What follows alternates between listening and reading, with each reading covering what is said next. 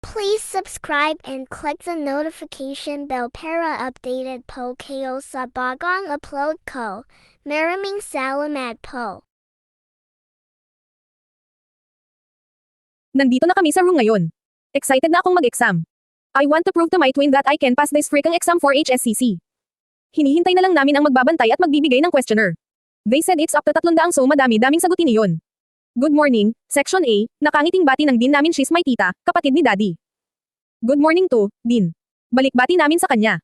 So ako ang magbibigay ng questioner sa inyo. Alam nyo naman kung para saan ito. Good luck section. If I said go, you can start to answer it. You have 1 hour to answer that questions. Nagsisimula na silang ipamigay ang questioner. Hanggang sa nabigyan na lahat. Go answer it, nagsimula na akong magsagot. Madali lang naman, may ibang about sa planning, business, etc. Napag-aralan ko na to sa US noong lumipad kami doon para ipagpatuloy ko ang pag-aaral ko at kumuha ng advanced lesson. Doon din ako gumraduate.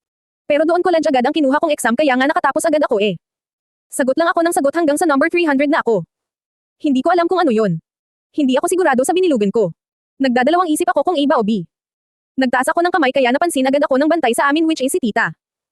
Yes, Miss Mendez. Tanong ni Ma'am Lee. I'm done, ma'am. Nakangiting sabi ko.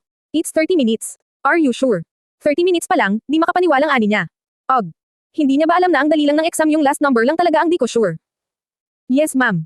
Check it kung di pa po kayo naniniwala, tinignan nga naman niya tumanggaw tango pa. Oh, okay, so you may go, yes. Matutulog muna ako sa dorm. Naglakad na ako papunta sa dormitoryo. Wala pang nagkalat ng student. Baka hindi pa tapos. Bakit ganun? Wala naman akong ginawa kundi magsagot pero napagod ako. Haste. Naalala ko na naman mga kaibigan ko. May naisip ako. Tumakbo agad ako papasok sa elevator para makapasok agad. Tatawagan ko sila at papapuntahin dito, I miss them. Ano kayang ginagawa nila? Okay lang kaya sila? Miss na kaya nila ako? Haste. Ting. Tunog ng elevator sabay bukas ng pinto. Tumakbo agad ako sa dorm ko. Bakit kasi nasa dulo yung akin? Pero okay na din lalo na't maganda naman yung dorm. Pagpindot ko ng password ay agad na bumukas, pumunta agad ako sa kwarto ko para kunin yung laptop. Umupo ako sa kama noong nakuha ko sa drawer yung laptop ko. My laptop is color purple na may pangalan ko sa taas nito. Baby golden yan ang nakalagay dun. Napangiti na lang ako nang maalalang galing ito kay Kuya Sandro, ibinigay niya noong 18th birthday ko. Tinawagan ko na sila. Sa group chat ako tumawag, saktong online naman sila. Video call. Hello my beautiful queen, napatikip ako sa tenga. Mabibinge ata ako nito. She's Cathy Padilla, one of my friend and gangmates. Siya ang pinakamadaldal sa aming apat, maganda, matalino, mahilig sa pink. Tiga deactive ng bomba at tiga gawa namin ng bomba, basta yung about sa mga bomba. Cathy, wag kang ang sumigaw, paalala ko lang magkatabi lang ang kwarto natin, sabi ni Kate sa kakambal niya. Napasimangot si Cathy sa kakambal. She's Kate Padilla, the twin of Cathy Padilla. Moldita sa mga lalaki. Paano ba naman niloko siya ng kanyang first boyfriend and first love, of course. She loved to use guns. She's of my friend and gangmates. Pake ko sa'yo, sabi ni Cathy kay Kate. Sok-sok, mag-aaway na naman ang dalawang yan, di na nagbago. Ano sab, hindi niya natapos ang sasabihin niya nang sumingit na si Jamaica. Hey, mag-aaway na naman kayo, sok-sok-sok. Jamaica Valdez, she's our silent girl. Hindi siya pala salita, palaging libro ang hawak pero hindi naman siya nerd. Bookworm lang. Hacker siya ng grupo. Bakit ka nga pala napatawag queen? Ye, queen ang tawag nila sa akin because I am the leader of our gang. Minsan nga sabi ko sa kanila yung pangalan ko na lang pero sabi nila di daw sila sanay. Namiss ko lang kayo. Dito na lang kasi kayo pumasok, nakaka-board kapag wala kayo, malungkot kong sabi. Oh you know queen, may surprise kami sa'yo and we know na magugustuhan mo to, sabi ni Kate. What is it? Excited kong tanong. We will go there, sabay-sabay nilang sabi. Really? Yes queen, kaya pusando kami mamayang 2 PM, please, sabi ni Cathy with puppy eyes. What the? Wag kang mag-puppy eyes, di bagay sa'yo. Sure susanduan ko kayo, wait me at the airport. Yes, natawa naman ako sa kanila. Minsan lang kasi ako pumayag sa gusto nila. Oh guys, see you later off ko na dahil ipapa-enroll ko na kayo dito, bye, pinatay ko na agad. Anong oras na ba? It's 11:35 AM. Nasaan na kaya sila kuya? Matawagan nga muna, nagugutom na ako. Nakadalawang ring na bago sagutin ni Kambal. Hello my dear twin, why do you call me? Do you need anything? Nasaan kayo? Nasa cafeteria, why? Wala lang, pupunta ako dyan. Okay, wait ka namin dito. Okay. Nagbihis na ako, wala na naman sigurong klase mamaya. Busy pa ang mga teacher sa sinagutan kanina. Kailan kaya malalaman kung sino ang nasa rangkang? Nagsuot ako ng pink crop top, black ripped jeans and black heel boots.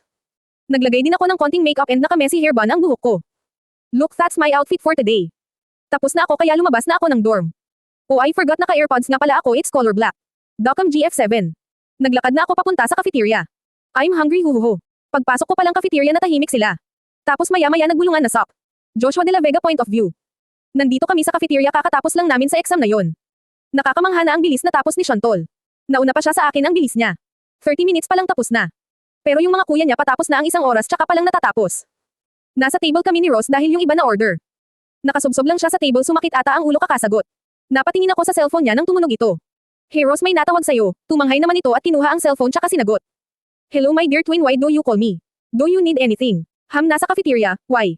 Okay, wait ka namin dito. Saktong tapos na siya makipag-usap ay dating naman nila Sandro. Hindi namin siya tinatawag na kuya accept sa kapatid niya dahil nakakatanda daw. O sino tumawag sa'yo? Tanong ni Solder kay Ross nang makitang kabababa lang ng cellphone. Kasi Shantol pupunta daw siya dito, tumanggo lang naman ang kuya niya. Maya-maya pa habang nakain kami biglang tumahimik ang paligid tapos yumangay ulit. Na para bang may pinag-uusapan kaya napatingin kami sa pinto ng cafeteria. Sino siya, ang ganda niya? Hindi siya maganda, Diyosa siya. Shit dude, ang sexy. Single kaya siya? Dude transfer kaya? Attention seeker. Ang ganda niya talaga bes. Parang bumagal ang oras noong nakita ko siyang naglalakad papunta sa table namin. Ang ganda niya talaga, kamukha niya si Rose kung baga girl version niya ito. Dub. Ano yun, may sakit na ba ako? Kailangan ko na atang magpa-check up. Napakurapat ng ilang beses bago muling tiningnan siya. Hey baby, sabay sabi ni Sandro. Kaya ayun na naman nagkaingay na sila. What baby? No. This cannot be. Sandro ko huho. Hello our princess, bati sa kanya nila Mark. Ngumiti naman ito. Kambal, saan ka pupunta at bihis na bihis ka? Tak ang tanong ni Ross. May nakarinig ata na kambal ang tinawag niya kaya nagbulungan ulit sila. Ano daw kambal? Kaya pala magkamukha sila ni Prince Ross. Yeah girl version. Di ba hindi pa nagpapakita siya sa buong mundo? Alam nyo naman kapag nakilala ka ng media di ka titigilan. Hindi muna sinagot ni Shantol yun dahil umupo muna ito sa tabi ko. Tapos kumuha sa food ko. Kahit 2 araw pa lang kami nagkakasama anay na ako sa kanya na kumakain sa kinakainan ko. Di naman siya maarte. Tsaka feeling ko matagal ko na siyang kilala. Katulad ngayon yung chocolate cake ko kinakain niya yung cuts arang ginamit ko pa. Pupunta ako sa airport, may sisanduan, sagot niya sa tanong ni Ross kanina. Sino naman? Tanong ni Solder. My friends. Oh by the way Kuya Mark, what is your last name? Curious na tanong nito. Ano naman ang kailangan niya sa last ni Mark? Valdez, why princess? Tumanggo tango naman ito. Kano-ano mo si Micah? Jamaica Valdez, tumanggo naman si Shantol, she's my little sister, nakangiting sabi nito. Akala ko wala siyang kapatid. May kapatid ka? Gulat na tanong namin. Tumanggo naman ito. Half-sibling kami, same father. Di ba nawala si mommy noong ipanganak ako kaya nakapag-asawa si daddy noong 1-year-old ako? Okay lang naman sa akin yun tsaka they love each other. Mabait naman si Mom Jane, minahal niya ako katulad ng pagmamahal niya sa Lil Sis ko, itinuring niya akong sariling anak kaya ang swerte namin sa kanya. Tumanggo tango naman kami. Hindi lahat ng may stepmother mabait. Buti mabait yung stepmother niya. Alam kong may stepmother siya dahil minsan na din kaming pumunta sa bahay nila pero wala doon yung kapatid niya na sinasabi ngayon. So where is your sister? Tanong ni Luis. Nasa Korea. Luis, wag mong isasali sa listahan mo, ang kapatid ko, talagang matatamaan ka sa akin. Sino kasama niya doon? Me and my other friends, sagot ni Shantol. So you mean kaibigan mo ang kapatid ko? So ikaw yung Shan babe niya. Tumanggo naman ito, she wanty, akala ko lalaki yun, malalagot na sana sa akin kung sino yun, kamot sa batok pa nito. Tumaas naman ang isang kilay ni Shantol doon. Pero walang sinabi ko kundi kinain na naman yung pagkain ko. Princess, inubos mo na yung pagkain ni Joshua, pero tinaasan lang ito ng kilay ng kapatid. Bakit nagreklamo ba si Joshua? Hindi naman di ba Josh? Tumanggo ako. Gelang kainin mo na lang, ngumiti naman ito kaya nahawa ako. Look guys, ngumiti si Prince Joshua. Kaya ang pogi niya. Bagay sila. Oo nga, sana magkatuluyan sila. Hit na i-inlove ako lalo. Sak, big deal ba yun pag ngumiti ka? Tanong sa akin ni Shantol. Nakibit balikat ako, haste, bakit ba di ka pala salita, kakainis naman nakapuot nitong sabi. Natawa naman ako ng mahina dahil sa binubulong niya. Napatingin ako sa mapupulang labi niya. Siguro ang sarap nito halikan. What the hell? Kung ano-ano nang pumapasok sa isip mo Joshua. Hey don't pout, baka di ko mapigilan ang sarili ko mahalikan kita, bigla na lang lumabas sa bibig ko. Siya naman parang wala lang. Sak, you can't do that my dear, nag-smirk pa Sak. Don't try me, baby, ibang klase, inirapan lang ako. Hindi man lang tinablahan ng karisma ko. Oh honey say hit, di ko napansin na sinunod ko pala siya kaya nasubuan niya ako ng cake. Honey, you have a cake on your lips, tapos ginamit niya ang thumbs niya. Hit, namumula si King, natatawang sabi ni Luis. Hahaha, oo nga King, one na kapatid lang pala namin ang makagagawa, natatawang sabi din ni Solder. Hit, ang init. Inilagay sa akin ni Shantol yung isa niyang AirPods. Ang ganda nung kanta. Di na ko na lang sila pinansin. Nagtuloy-tuloy lang kami sa pagkain. Nag-share na talaga kami. Noong umorder siya, naghati ulit kami.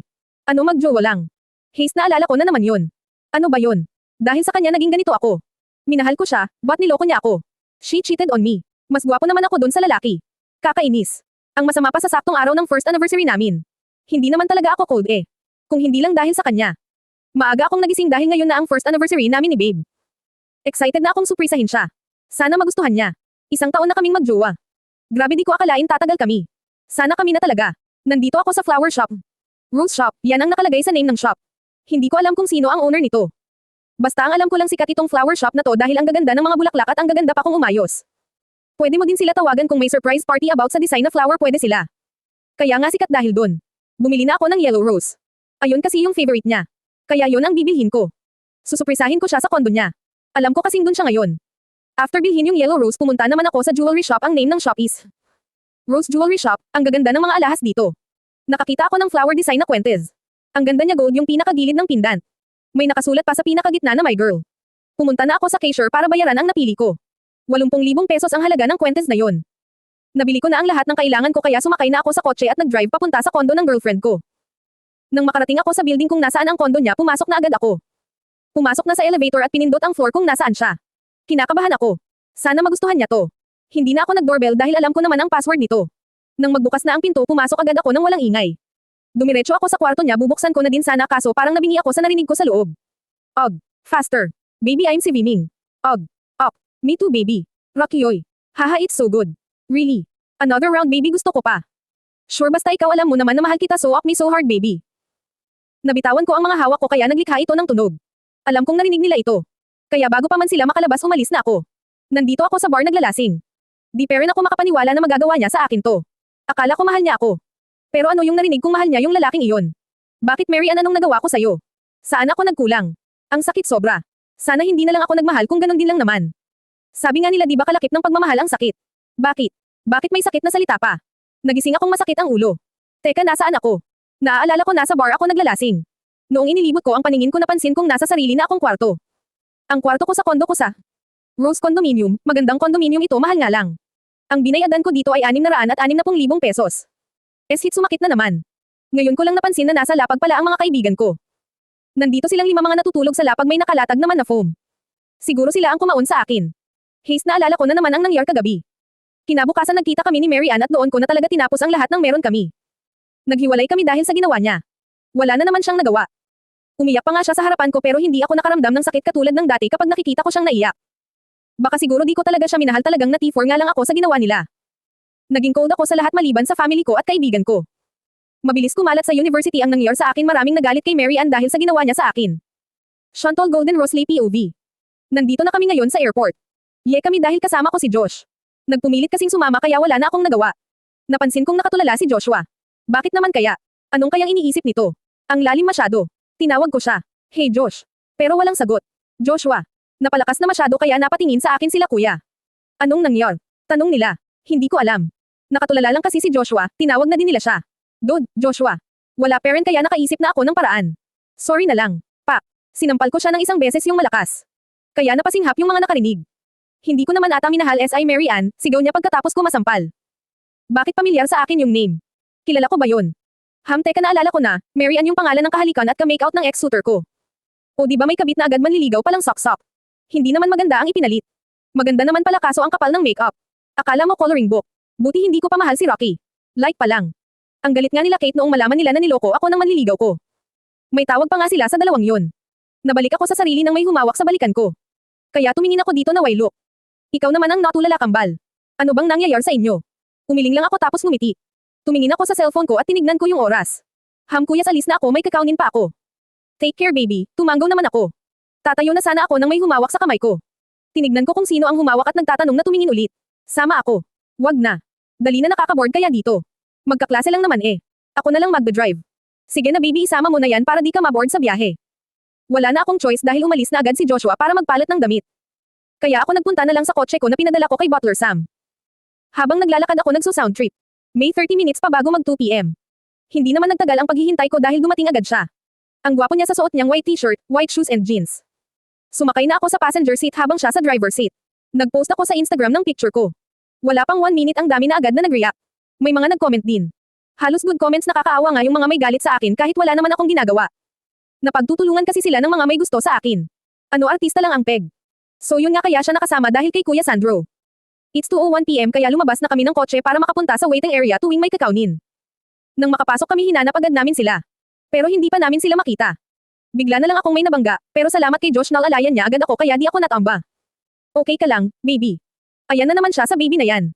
Yeah, I'm fine, don't worry, nakangiting sabi ko sa kanya. Sorry Miss Chantal. Napatingin ako sa nabunggo ko dahil kilala niya ako. Rocky, Mary Ann. Sabay na banggit namin ni Josh pangalan ng nasa harap namin. Shantol, I miss you. Hindi ko na lang siya pinansin kundi tumingin ako sa sumigaw na kilalang kilala ko. My beautiful queen, we're here. Malakas na sigaw ni Kathy na tumatakbo papunta sa amin.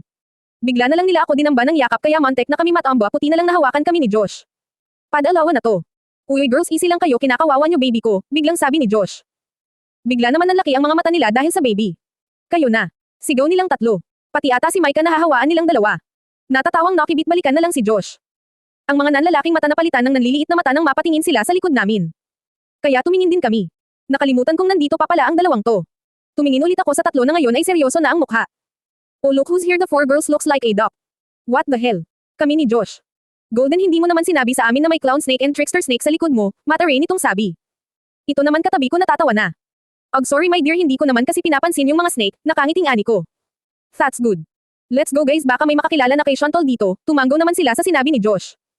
Naglakad na kami palabas ng airport nang may narinig kaming usapan kaya binilisan pa namin ang paglalakad. Nakita nyo na ba? Hindi nga eh. Di ba sabi nandito daw si Ems? Lee, may nakakita sa kanya eh. Gusto ko na talaga ma-interview si Ems. Lee, hindi bang hindi? Kung sino kaya ang makapag-interview bibigyan ng 40,000 pesos, grabe, kaya gagawin ko ang lahat, ma-interview ko lang siya. Guys, sakay na, baka may makakita pa sa atin, nang makasakay kaming lahat. Pinandor na agad ni Josh papunta sa university. Ang ingay ni Kathy kahit nasa loob na ng kotse. Nang makarating kami tinawagan ko agad si kuya para ipalagay sa dorm ko yung mga gamit nila. Sa dorm ko matutuloy yung tatlo, saktong malaki naman yung guest room, may 3 kama sa loob. Hello. Princess, may kailangan ka. Kuya, pwede bang pumunta kayo sa gate, ipapadala lang namin yung mga gamit nila. Kate, pakisabi na din kay Kuya Mark nandito na si Micah. Okay, pupunta na kami. Thank you. Welcome princess. Binaba ko na ang tawag. Bumaba na kami ng kotse. Kanya-kanya ng ginagawa. Ako at si Josh na nakasandal sa kotse. Si Kathy na nagtitiktok sa may tapat ng kotse ko. Nakapink nga pala ang suot niya. Si Kate na naglalaro ng Candy Crush. Favorite games niya yon. Nakasuot nga pala siya ng crop top na may design na bulaklak tapos naka-jeans. Si Micah ayon may hawak na libro, nagbabasa sa unahan ng kotse ko. Hindi naman kami mainit sa pwesto namin. Nakasuot siya ng jeans, white shoes and crop top. Hey, nandito na kami, nakangiting sabi ni Kuya Mark. Kaya napatingin sa kanya si Micah at napangiti. Tumakbo na si Micah sa kuya niya. Kuya Mark, I miss you so much, sabay yakap ng mahigpit. I miss you too baby, nagkamustahan sila. Hey Pinky girl, akin na gamit mo, dadalhin ko na sa dorm ni Kambal. Oh bakla. Sabay hirap. Nang marinig ni Kuya Rose yun, bigla na lang siya kumapit kay Kathy. Sinong bakla, may Pinky girl? Namula naman si Kathy. Ikaw. Bigla na lang nanlaki ang mata ni Kathy nang halikan siya ni Kuya Ross, tapos si Kuya naglakad lang papasok na parang walang ginawa. Kaya ayon tumakbo papasok si Kathy para habulin si Kambal. Sok. Hey beautiful woman, ako na lang magdadala ng gamit mo, sabay wink, pero inirapan lang siya, hahaha. Hahaha dude, sorry ka na lang, hate niya ang mga lalaki except sa mga ka-close niya, natatawang sabi ni Kuya Solder. Sundod, magiging akin din yang si Sundit, sabay akbay dito kaya ayon sumigaw sa sakit, hahaha. Don't you dare to touch me baby, sabay wink. Kaya kami itong tawa ng tawa, hahaha. Ang sakit no, ang lakas mo, bababae ka. Nabali ata yung kamay ko. Hindi na namin siya pinakinggan kundi pumasok na lang sa loob. Napansin kong ang tahimik ng katabi ko. Ano naman nangyari dito? Hey, are you okay? Yeah, sagot niya. Kano-ano niya kaya si Mary Ann? Kano-ano mo si Mary? Tanong ko sa kanya. Ex-girlfriend, what? Siya yung ex ng babaeng yun. Eh ikaw, kano-ano mo si Rocky? Ano naman sayo? Joke. Ex, di pa ako tapos nag-react agad. What, ex-boyfriend mo yung G4 gang yun? Tinaasan ko naman siyang isang kilay. King isa na. Wala pa akong ex-boyfriend. Kakasabi mo lang naiinis na sabi nito. Ex-suitor. Hindi pa naman kasi ako tapos pero nag-react ka agad, naiinis na sabi ko. Tapos iniwan siya dun. Kakainis ba naman? Pakinya kung maging ex ko yun. Hindi ko naman siya inaano eh. Nagdiretso na kaming mga babae sa office ni Dean. Dun kasi mag-e-exam yung tatlo. Kumatok muna ako bago pumasok noong nagsalita na ang nasa loob. Top. Come in, sabi ng tao sa loob. Nakita namin na nakaupo sa upuan niya.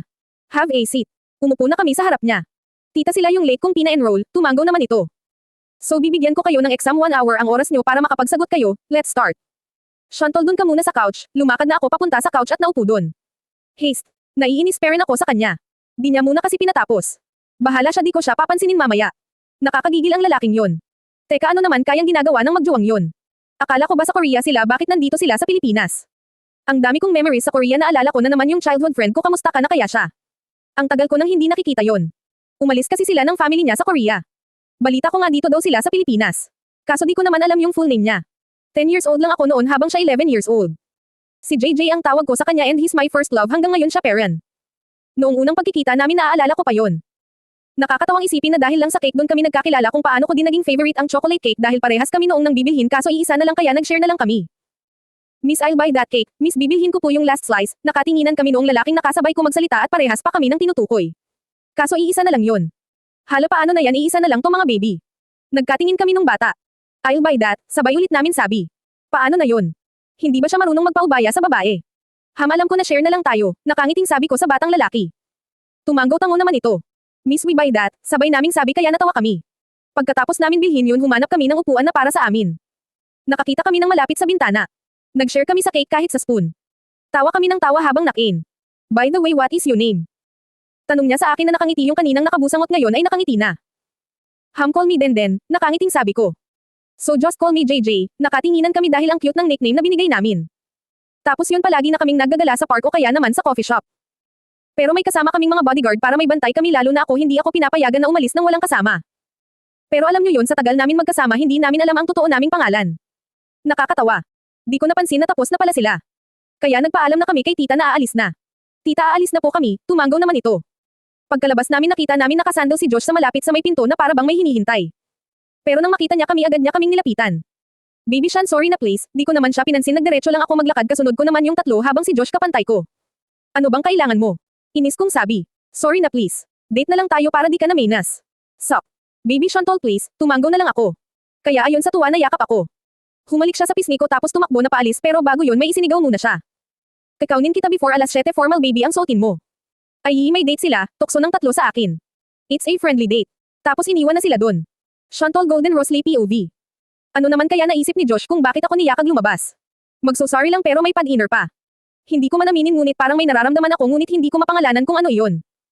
Alam nyo yun tuwing nakikita ko si Joshua ay parang nakikita ko na rin yung childhood friend ko.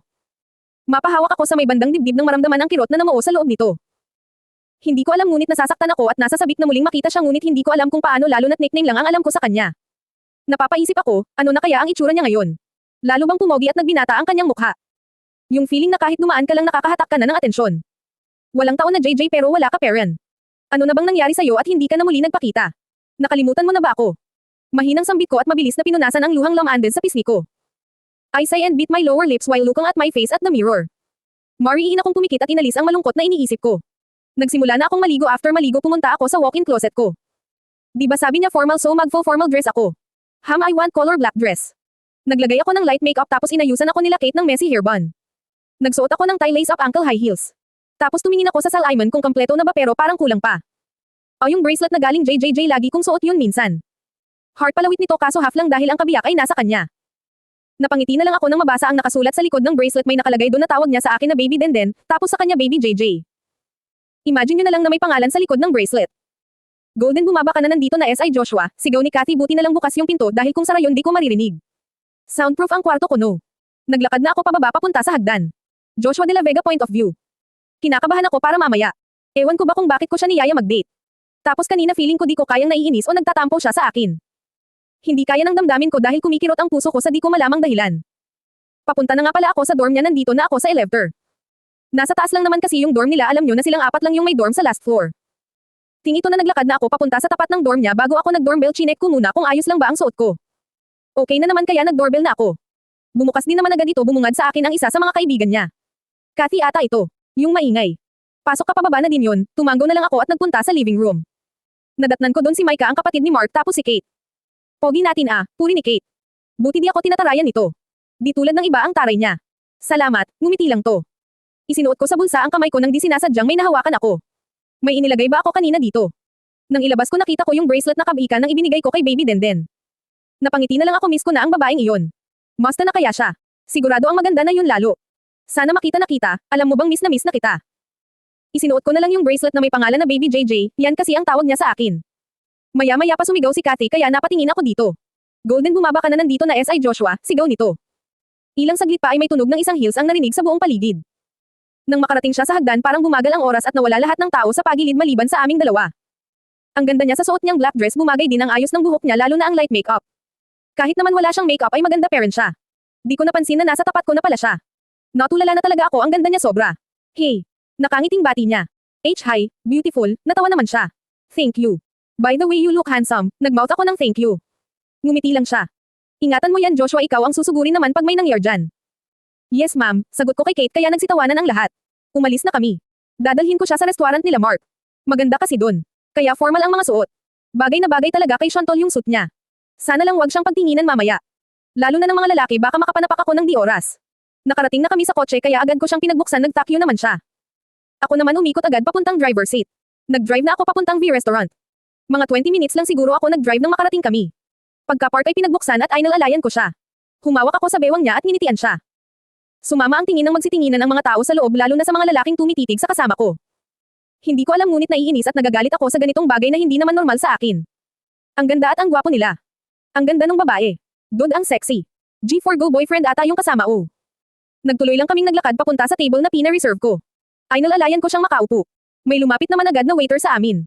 Ma'am, sir, this is our menu, sabay abot sa amin ng menu. Hey, what do you want?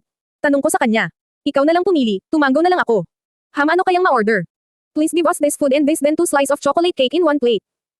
Okay sir, what's the drink sir? 2 wine and juice. Umalis naman agad ito nang makuha na ang order namin. Habang hinihintay, nagkukwentuhan lang kami ni Shantol. Nakakatuwa siyang kasama. Maya-maya napatingin ako sa kanan niyang kamay. May nakita akong bracelet doon na nakapagpalaki ng mata ko. It's like mine. Tumingin naman agad ako kay Shantol tapos hinawakan ko yung kamay niya. Is there something wrong? Tanong niya. Hindi ako nagsalita at pinagmasdan lang ang suot niyang bracelet. Huminga ako ng malalim, idinikit ang bracelet ko para mabuo ang puso nito at lumabas ang litrato namin noong bata pa kami. Noong tumingin ulit ako sa kanya, nakita ko na lang na lumuluha na pala siya. Agad ko naman siyang nilapit at niyakap. Baby JJ. Naluluhang tanong niya sabay yakap na din sa akin. Shh, don't cry baby. I miss you so much, ang tagal kong hinintay na makita ng kang muli.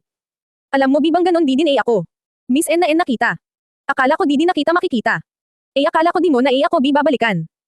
No baby, it's not true, alam mo naman na mahal kita kaya please baby tahan na. Tapos maya-maya tumahan na siya kaya bumalik na ako sa upuan. Saktong dating naman ng pagkain namin. Susubo na sana ako nang mapansin kong masama ang tingin sa akin ni baby Denden.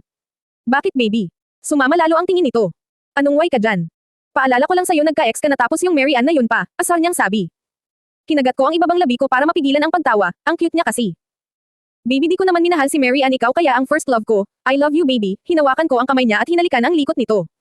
Sok, tapos kumain na lang siya. Ang mga babae talaga ngayon. Kumain lang kami ng kumain. Ang cute niya kumain. Nagkaroon siya ng cake sa gilid ng labi kaya inalis ko yon. Nagulat siya saglit pero iniripan din ako kalaunan. Nang matapos na kami kumain, naisipan naming umalis na doon. Saan mo gusto pumunta baby? Tanong ko sa kanya habang nakatingin sa daan.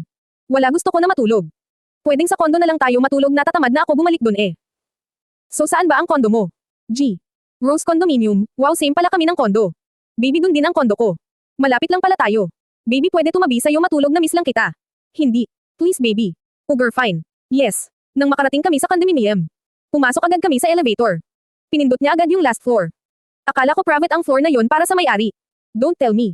Nagtatanong na, tumingin ako sa kanya. What? Pay no senti nitong tanong. Baby, say ang condominium ba ito? Well, yeah, it's mine. Wag mong sasabihin kahit kanino baby JJ, it's a secret. Hayaan natin sila ang makaalam kung sino ang may-ari ng mga G. Rose, paliwanag niya. So baby, sa'yo din yung iba pang G. Rose, tumango lang ito. Ang yaman niya na ngayon. I mean, oo, mayaman na naman sila dati pero ngayon parang mas lalong yumaman sapagkat meron na din si Shantol. Nang makarating kami sa floor, pumasok agad kami sa nag-iisang room pero pagpasok mo makikita mong kompleto ang lahat. May 5 guest room, kitchen, living room, master bedroom, etc. Di ko pa napapasok yung iba. Parang isang bahay na talaga. Nagpunta na kami ni baby Denden sa master bedroom. Malaki ang room niya. Napansin ko din na may pool sa veranda. Maligo muna ako, next ka na lang sa akin, may damit dyan na panlalaki para talaga sa'yo if makita nga kita, sabi niya sa akin. Wow, pinaghandaan talaga. Umupo muna ako sa kama pagkatapos ko kumuha ng damit. Lumabas din naman agad siya na nakarobe. Di ko na muna dinala yung damit, tuwalya lang. Ang ganda ng bathroom, ang laki. Saglit lang ako naligo at nagbelak lang ng tuwalya. Pagkalabas ko ng banyo, nakita ko siyang nakaharap sa salamin ng Kate and Jinan, kami sa salamin. Umiwas naman agad din siya. Hey, magbihis ka na at matulog na tayo, pero ang ginawa ko, lumapit sa kanya tapos niyakap siya patalikod. I miss you and I love you, simula bukas liligawan na kita baby, sabay halik sa pisngi niya, kaso parang di ko napigilan bumaba sa leeg niya ang halik ko. Baby, stop that. Let's sleep, 0L niya nang halik-halikan ko siya. I'm not sleepy yet, baby, tuloy-tuloy pa rin ako sa ginagawa ko hanggang hinarap ko na siya sa akin at inangkin ang mapupulan niyang labi. But I am. Yuzel niya sa gitna ng halik namin. Tumigil ako, hinailan na siya sa kama. Okay, let's sleep baby. Pagkatapos ko magbihis, tumabi na ako sa kanya. Niyakap ko siya habang siya naman sinaksik pa ang sarili sa akin. Good night, Joshua. Sabay halik niya sa pisngi ko. Good night to my baby Denden, sabay halik sa noo niya. Thanks God, pinagtagpo niyo muli kaming dalawa. Ang tagal ko nang hinahanap ang mahal ko. Di ko naman talaga minahal si Mary Ann, siguro nagustuhan ko siya pero di ko minahal.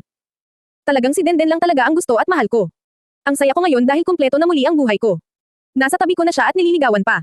Ang saya ko nang malaman ko na hinihintay niya pala ako. Kaya ito ako ngayon, gagawin ko ang lahat para sa kanya. Di na ako aalis muli. Gagawin ko ang lahat para magstay sa buhay niya. Alam kong marami na akong di alam sa buhay niya ngayon pero di ko siya pipiliting sabihin at hihintayin ko lang na magsabi siya sa akin. I love you so much my queen. Shantol Golden Rose Lee POV. Nagising ako nang may nakatitig sa akin kaya dahan-dahan kong minulat ang mga mata ko. Nakita ko siyang nakatitig sa akin nang may ngiti sa mga labi. Inalala ko ang mga nangyari kagabi sa date namin. Sa tagal ng paghihintay kong makita siya pero ngayon nandito na siya sa tabi ko. Di ko inakala na siya pala si JJ. Good morning my baby Denden, napangiti na lang ako nang tawagin niya ako sa nickname namin. Good morning to baby JJ, sabay halik sa pisngi niya. Maghilamos ka na baby magbe-breakfast na tayo, naglakad na ako sa CR para maghilamos ng mukha. Nang matapos ako lumakad agad ako papuntang kusina kung saan nandun siya. Nakita kong nakatalikod siya sa akin kaya lumakad ako nang walang tunog sabay yakap sa likod niya. Humarap naman siya tsaka ako niyakap. Baby I want to eat you, bigla sabi niya kaya hinampas ko siya sa braso tapos humiwalay sa yakap niya. G4 go. Sigaw ko sa kanya. Ouch. Baby biro lang eh. Wow pero kagabi mantek na gusto mo sa pakin kita ha, inis kong sabi. Ang ganda mo kasi tapos na-miss pa kita, nakapout nitong sabi. Ang cute. Gusto kong pisilin yung pisngi niya, pero di ko ginawa. Siya may 4 na miss gagalawin mo na agad ako. King 1 na ka. Your word baby, nagbabanta niyang ani. So, nakataas kilay kong sabi. I will punish you once you said a bad word baby, habang nalapit. What kind of punishment? Habang naatras. I'll kiss you, nakangising sabi nito. Suck he can't do that. You can't do that Joshua, patuloy pa rin akong naatras sana hindi pa wall ang masandalan ko. I can. Matigas nitong sabi na patuloy pa rin naatras. Bigla na lang wala na akong matrasan yun pala nasa wall na ako. S-hit. Nausal ko na lang bigla nang nasa wall na ako. Napatingin ako kay Josh nang ma-realize ko yung nasabi ko bigla ko na lang tinapan ang bibig ko pero huli na dahil nahawakan na niya ang kamay ko sabay halik sa labi ko. May pagkamaapat na 4K talaga ang isang to. My God. After nun nag-smirk siya sa akin. Ang pogi niya pag nang easy. So baby magsasalita ka pa, umiling na lang ako kaya ayon ang gauge ang laki ng ngisi ibang klase nanliligaw pa lang pero nang hahalik na. Kumain na nga lang kami. Naalala ko lang umaga na nga pala. Nandito pa din kami sa kondo ko. May klase ba? Tanong ko sa kanya pero umiling lang to. Wala naghahanda sila para sa acquaintance sa Friday, tumanggaw naman ako. Anong gagawin natin kung walang pasok? Tumawag nga pala kanina si tita sabi may interview daw ang Lee at dapat sumama ka daw kailangan mo nang lumabas sa media, tumanggaw ako. Siguro nga kailangan ko na para naman tigilan na ako ng mga media. Anong kayang magiging reaction ng mga schoolmate ko sinasabing pangit ako at poor? 2 days pa lang ako nagiging nerd pero di na magtatagal. Haste. Kasama ka. Tanong ko. Yeah I'm your partner kailangan natin pumunta sa mansion para doon kaayusan. Tumanggaw tango ako. Pwede naman after nito para doon na lang tayo magpahinga.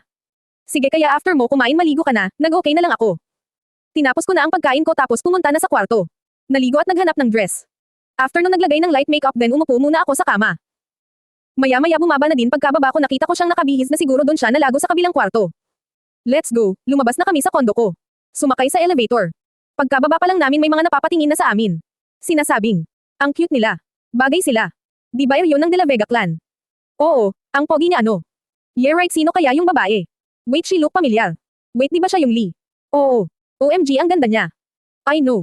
Shows ay nalalaya na ako sumakay ni Jay sa kotse tapos siya naman umikot papunta sa driver's seat. Nag-drive na siya papunta sa mansion. Di naman masyadong malayo yung subdivision namin kaya agad din naman kaming nakarating. Nang nasa tapat na kami ng gate ng mansion binuksan na ni Josh yung bintere ng pinto para makilala siya ng guard. Kayo po pala yan Sir Joshua, sabi ng guard kaya pinasok na ni Josh yung kotse niya. Nasa tapat na kami ng main door doon kami bumaba tapos ibinigay lang ni Josh yung susi sa guard para siya ang mag-park.